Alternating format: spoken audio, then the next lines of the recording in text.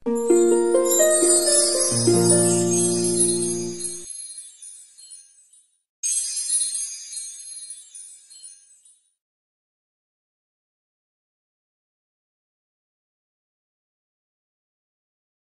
semuanya, pada minggu kali ini kita akan membahas mengenai chapter 15 yaitu partnerships.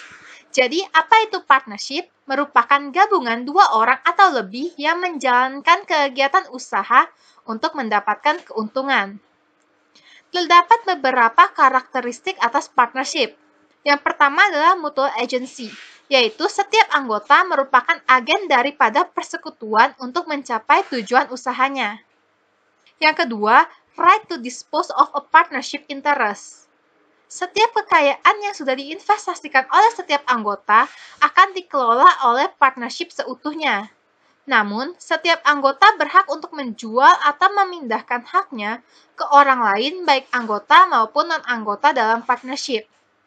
Jika kita ilustrasikan, misalnya partner A menyetorkan aset dan liabilitas ke dalam partnership dan mendapatkan capital sebesar 100 juta. Untuk aset dan liabilitas yang sudah disetorkan oleh partner A, seutuhnya akan dikelola oleh partnership. Namun, untuk capital yang diperoleh pihak A ini sebesar 100 juta, bisa saja dijual ke pihak B sebagian atau seluruhnya. Jika partner B itu merupakan anggota dari partnership juga, biasanya akan terjadi perubahan persentase alokasi gain or loss, misalnya dahulu A banding B itu 1:4. Tapi karena dia itu menjual sebagian kepemilikannya kepada partner B, perbandingannya menjadi 1:5, seperti itu. Tapi jika dijualnya ke pihak non-anggota, pihak yang bersangkutan itu tidak semata-mata langsung bergabung dalam partnership, melainkan tetap butuh persetujuan seluruh partner lainnya yang terlibat di dalam partnership. Yang ketiga adalah unlimited liability. Yang dimaksudkan di sini adalah apabila dalam keadaan tertentu, partnership itu tidak dapat melunasi kewajibannya karena jumlah kekayaannya yang tidak cukup, maka kreditur dapat menagih kepada anggota partnership. Yang keempat adalah limited of uncertain life. Keberlangsungan partnership bergantung pada setiap pihak yang terlibat di dalamnya. Bisa saja sebuah partnership itu dibubarkan karena salah satu atau lebih partner, ada yang meninggal dunia, bangkrut, maupun memutuskan untuk keluar dari partnership. Jika kita bandingkan partnership dengan tipe organisasi lainnya, maka terdapat beberapa perbedaan, yaitu yang pertama adalah pembentukan lebih mudah dan murah.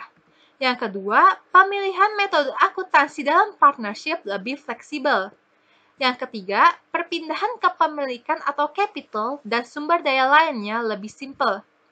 Ketiga hal ini dapat terjadi karena peraturan yang mengikat di dalam partnership itu tidak sekompleks layaknya PT. Karena di sini itu tidak terikat terhadap BOD maupun pihak luar seperti pemegang saham. Yang keempat itu adalah partnership mendapatkan tax advantage. Hal ini dikarenakan partnership bukan merupakan subjek pajak, sehingga perhitungan pajak itu dikenakan kepada masing-masing individu atau partner yang terlibat dalam partnership. Dengan kata lain, tidak ada beban pajak yang terhitung atas penghasilan dari partnership. Yang kelima adalah terdapatnya perbedaan pencatatan dan pelaporan atas capital transaction. Jadi pada korporasi itu, proporsi tiap capital sama besar dalam hal pembagian, baik dari income, dividen, likuidasi, sehingga tidak dibutuhkan akun terpisah atas pencatatan capital masing-masing pemegang saham. Sedangkan pada partnership, pembagian profit or loss itu dapat beragam dan bisa saja tidak sesuai dengan proporsi kepemilikannya dalam suatu partnership. Bisa saja lebih besar atau lebih kecil. Oleh karena itu, maka perubahan capital atas masing-masing partner harus dicatat biasanya dalam dua akun, yaitu satu akun capital dan juga satu akun drawing. Yang keenam adalah partnership tidak mengakui pendapatan maupun beban atas transaksi antar partner. Jadi, baik dari sisi beban bunga, gaji, maupun bonus yang diberikan kepada partner oleh partnership itu dianggap sebagai alokasi dari net income, bukan beban, karena transaksi ini merupakan transaksi yang terjadi di antara partner. Kepemilikan dalam partnership itu dapat berubah dan disebabkan oleh 4 hal berikut. Yang pertama adalah formation atau pembentukan. Yang kedua, admission atau penerimaan partner. Yang ketiga adalah income distribution. Yang keempat adalah withdrawal atau pengunduran diri. Untuk yang pertama mengenai formation atau pembentukan. Sebuah partnership itu terbentuk ketika ada pihak-pihak yang setuju untuk menginvestasikan baik asetnya yang bisa merupakan cash maupun non-cash aset dan juga liabilities-nya. Kedua aspek ini akan selalu dicatat sesuai dengan fair value-nya. Nilai capital yang diterima partner nanti akan sebesar nilai total aset dikurangi dengan total liabilities-nya. Yang kedua mengenai admission atau penerimaan partner.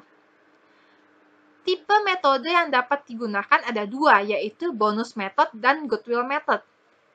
Bonus method dipakai ketika partners tidak ingin mengakui intangible asset atau nilai lainnya yang tidak bisa ditentukan secara objektif saat menerima partner baru. Sedangkan goodwill method itu ketika partners ingin mengakui intangible asset atau nilai lainnya yang tidak dapat ditentukan secara objektif saat menerima partner baru. Untuk kedua metode ini, perhitungan awalnya caranya sama, yaitu sama-sama harus menghitung book value of capital dari new partner. Jadi, nilai yang diinvestasikan oleh partner yang baru ini mungkin saja tidak sesuai dengan nilai book value-nya. Maka dari itu, kita harus menghitung book value dari capital ini dengan cara mengalihkan total capital dikalikan dengan persentase owned by new partner. Total capital ini didapat dari old capital ditambah dengan new capital.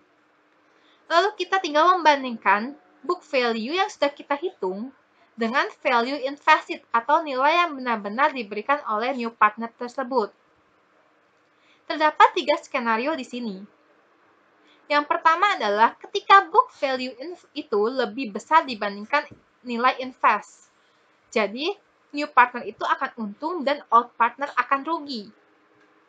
Yang kedua adalah ketika book value sama dengan nilai yang diinvestasikan. Maka dari itu tidak ada pihak yang diuntungkan maupun dirugikan.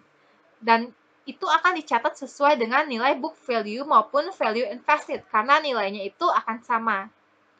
Yang ketiga adalah ketika book value lebih kecil dibandingkan invest. Maka, new partner itu akan rugi dan old partner itu akan untung. Selanjutnya, ketika kita sudah berhasil membandingkan nilai book value dengan value invested by new partner, maka terdapat perbedaan untuk menghitung antara bonus method dan juga goodwill method. Untuk bonus method, kita itu langsung saja mencatat selisihnya sebagai penambah atau pengurang bagi old partner. Sedangkan pada goodwill method, kita ada cara menghitungnya lagi. Untuk lebih jelasnya, nanti akan dijelaskan pada bagian akhir mengenai latihan soal modul problem 1. Untuk bagian ketiga adalah mengenai alokasi atas net income maupun loss yang diterima oleh partnership. Terdapat beberapa metode. Yang pertama adalah fixed ratio method, yaitu pembagian dilakukan sesuai dengan rasio kesepakatan yang disetujui oleh anggota. Misalnya, partnership setuju untuk membagi pada rasio 1:2:3 atau 1:2:1. Itu namanya fixed ratio. Yang kedua adalah rasio based on capital balance. Jadi, alokasi ini dilakukan sesuai dengan nominal modal yang dapat berupa dari beginning, modal awal, ending, modal akhir, maupun WACB method or Weighted Average Capital Balance. Untuk penggunaan WACB method ini, kita itu perlu mempertimbangkan karena tidak semua partner nilainya itu sama dari awal sampai akhir, dari awal bulan atau awal periode sampai akhir periode. Maka dari itu, supaya adil, kita perlu menghitung dengan metode WACB method. Yang ketiga adalah interest on capital investment. Jadi ketika partnership itu mengalokasikan profit, dia itu pasti akan mengalokasikan terlebih dahulu porsi untuk masing-masing partner atas beban bunga, sesuai dengan persentase interest dikalikan dengan modal investasi masing-masing partner. Selain itu juga ada pengeluaran lainnya seperti gaji tetap maupun bonus sebagai pengurang dari total alokasi net income yang diterima. Sehingga pengeluaran tadi itu tidak mempengaruhi keuntungan yang seharusnya diperoleh oleh partnership. Jadi dialokasikan terlebih dahulu untuk interest, gaji maupun bonus. Untuk lebih jelasnya, kita akan membahas mengenai problem 1 dari modul Lab Akuntansi Lanjutan 1, halaman yang kedua. Di sini kita akan membahas mengenai problem 1, yaitu Junkyu dan Jihoon. Mereka ini menjual diffuser and oil essential. Lalu mereka itu mau mengexpand, jadi mereka mau menerima Yedam atau admit new partner. Nah, Junkyu itu capitalnya sebesar $200.000, sedangkan Jihoon sebesar $160.000, di mana mereka itu membagi dalam rasio 9:6 atas gain atau loss. Kita diminta untuk prepare an entry untuk mencatat Yedam's admission. Nah, nanti ada beberapa situasi, dan situasi yang pertama adalah ketika Yedam itu membeli secara langsung setengah dari investasi yang dimiliki Jihoon di partnership dengan memberikan uang $90.000. Kita akan melakukan penjurnalan dengan menjurnalkan Jihoon's capital on Yedam's capital sebesar $80.000. Kenapa $80.000? Karena transaksi direct di luar partnership itu tidak perlu dicatat oleh partnership. Jadi, kita hitungnya itu dengan cara setengah, karena dia purchase half of Jihoon's, maka caranya setengah, kita kalikan dengan 160.000 capitalnya Jihoon. Kita tidak perlu peduli mau Yedam itu memberikan 90.000 atau 100.000 atau bahkan 50.000, yang dicatat partnership itu adalah sesuai kepemilikan Jihoon setengahnya, yaitu $80.000. Ini untuk case 1, jadi transaksi direct tidak perlu dicatat. Untuk case 2 adalah dengan pertanyaan yang sama, case 2 itu Yedam menginvestasikan sejumlah uang yang dibutuhkan sehingga dia itu dapat 1/3 kepemilikan, 1/3 kepemilikan dari capital. Dan dia itu tidak mau mencatat goodwill or bonus dalam penerimaannya ini. Cara hitungnya itu, pertama-tama kita menghitung total old capital dengan menjumlahkan Junkyu cap dengan Jihoon cap. Sehingga total capital adalah sebesar $360.000. Lalu Yedam akan diterima dengan menyetorkan sejumlah uang yang tidak diketahui nominalnya. Tapi yang pasti dia akan mendapatkan 1/3 dari nominalnya tersebut. Karena tidak ada goodwill maupun bonus, maka kita dapat mengasumsikan bahwa karena ini adalah 1/3-nya, maka total capital yang dahulu adalah sebesar 2/3-nya. Sehingga nanti ketika di total itu akan sebesar 3/3 atau 1 bagian, atau sudah komplit. Karena ini 2/3 dan yang Yedam's capital 1/3, maka kita dapat melakukan perhitungan dengan cara berikut. Yedam's cap sebesar 1/3 kita bagi dengan total cap yang Junkyu dan Jihoon sebesar 2/3 kita kalikan dengan $360.000. Jadi kita perbandingan aja, 1/3 banding 2/3, kita kali $360.000. Dapatnya sebesar $180.000. Artinya, Yedam itu memberikan $180.000 untuk menerima 1/3 bagian. Sehingga kita nanti jurnalnya cash on Yedam's capital sebesar $180.000. Yang ketiga, case ketiga mengenai Yedam investasikan $80.000 untuk mendapatkan kepemilikan 1/5. Dengan total capitalnya itu $440.000 di akhirnya, di finalnya gitu. Dan ini menggunakan bonus method. Maka kita dapat melakukan perhitungan seperti berikut. Sama caranya, kita catat dulu old capital atas Junkyu dan Jihun. Lalu kita tambahkan dengan uang yang disetorkan oleh Yedam sebesar $80.000. Sehingga kita mendapatkan total capital sebesar $440.000. Atau bisa saja langsung pakai informasi yang di soal tadi. Tapi ini cara menghitungnya bisa juga dilakukan seperti ini rincinya. Setelah kita mengetahui total cap dan Yedam's cap, ini adalah bonus method. Karena kita ini menggunakan bonus method, seperti yang tadi saya jelaskan, kita pertama-tama harus mencari dahulu book value of capital yang diinvestasikan oleh Yedam ini. Dengan cara 1/5 dikalikan dengan total cap. 1/5 itu adalah persentase interest owned by new partner. Dikalikan dengan total capitalnya. Maka 1/5 kita kalikan dengan $440.000. Kita akan mendapatkan nilai sebesar $88.000. Nah, jadi nilai 80.000 ini merupakan value invested-nya. Dan 88.000 adalah book value-nya. Lalu kita bandingkan, kita mendapatkan kondisi bahwa book value lebih besar dibandingkan value invested.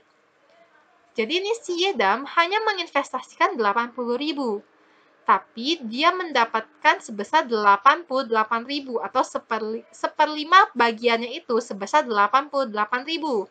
Maka dari itu, Yedam akan untung new partner gain, dan karena ini bonus method maka old partner loss. Maka yang kita perlu catat adalah cash sebesar 80.000 karena kan Yedam menyetorkan cash. Kita sebagai partnership, kita menerima cash sebesar 80.000. Tapi kita mencatat Yedam's capital-nya sebesar 88.000 sesuai book value-nya. Di sini terdapat selisih antara 80.000 dengan 88.000 sebesar 8.000 selisihnya. Nah, selisih itu sebagai loss dari old partner, dan di soalnya tadi sudah diberitahukan bahwa pembagian alokasi rasionya itu Junkyu banding Jihun sebesar 9/6. Maka kita bisa hitung nih, Junkyu loss-nya itu sebesar 4.800, sedangkan Jihun sebesar 3.200. Jadi dengan bonus method ini, ketika ada new partner gain, maka kepemilikan old partner itu akan berkurang. Karena kan kalau berkurang, capital ini kan saldo normalnya di kredit. Karena dia berkurang, kita pindahkan di sebelah debit. Kalau Yedam kan dia baru masuk, kita admit dia, jadi itu kita catat sebelah kredit. Untuk case yang terakhir atau case keempat adalah tentang goodwill method. Jadi, Yedam ini investasi $100.000 untuk kepemilikan 1/5. Caranya pun sama, kita menghitung total old cap dulu, lalu kita tambahkan dengan uang yang disetorkan oleh Yedam sebesar $100.000 itu. Sehingga kita mendapatkan total capital sebesar $460.000. Lalu, step pertama yang perlu kita lakukan lagi, yaitu kita menghitung book value dari capital. Di soalnya tadi, 1/5-nya kan, for 1/5 interest, 1/5 dari total capitalnya. Maka dari itu, kita hitung 1/5 dikalikan dengan total cap, yaitu 1/5 dikalikan 460.000, sebesar 92.000. Sama caranya kita membandingkan lagi nih. Value invested Yedam kita bandingkan dengan book value of capitalnya Yedam. Di sini kita dapat bahwa book value lebih kecil dibandingkan value invested.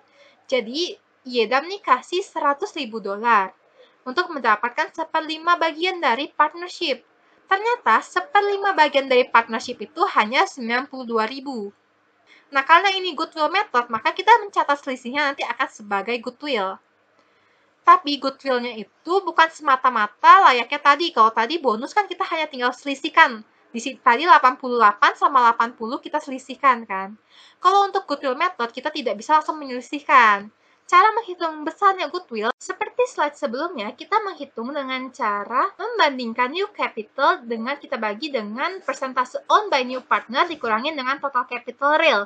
Ini adalah cara menghitung ketika book value lebih kecil dibandingkan value invested. Di sini, new capital sebesar $100.000 atau sebesar uang yang diberikan oleh Yedam. Persentase owned sebesar 20% diperoleh dari di sini. 1/5 itu jika kita persentasekan, maka setara dengan 20%. Itu adalah nilai yang ingin Yedam miliki dalam partnership. Kita kurangkan dengan total capital real sebesar 460.000. 100.000 dibagi 20%, kita dapat 500.000. Lalu kita selisihkan dengan 460.000. Nantinya kita akan mendapatkan $40.000 atau goodwill. 40.000 ini akan dibagikan kepada old partner untuk menambah nilai capital mereka, yaitu menambah nilai capital Junkyu and Jihoon. Untuk melakukan penjurnalan yang pertama adalah cash on Yedam's capital sebesar $100.000. Bukan 92.000. Kenapa bukan 92.000? Karena kan selisihnya ini dicatat sebagai goodwill oleh partnership. Jadi dia tetap mendapatkan $100.000. Lalu, karena partnership mencatat sebagai goodwill, maka terdapat penambahan atas capital dari Junkyu dan juga Jihoon. Pembagian goodwill ini pun sama, per rasionya sebesar 9:6. 9 untuk Junkyu dan 6 untuk Jihoon. Jadi 40.000 ini kita alokasikan untuk Junkyu mendapatkan 24.000 atas goodwill dan Jihoon mendapatkan 16.000 atas goodwill yang dilakukan dalam penerimaan Yedam sebagai new partner. Itu adalah ilustrasi atas beberapa transaksi. Untuk lebih jelasnya akan dilanjutkan di kelas masing-masing. Jika ada yang masih bingung atau mau ditanyakan, silahkan ditanyakan ke asisten kelas masing-masing. Terima kasih.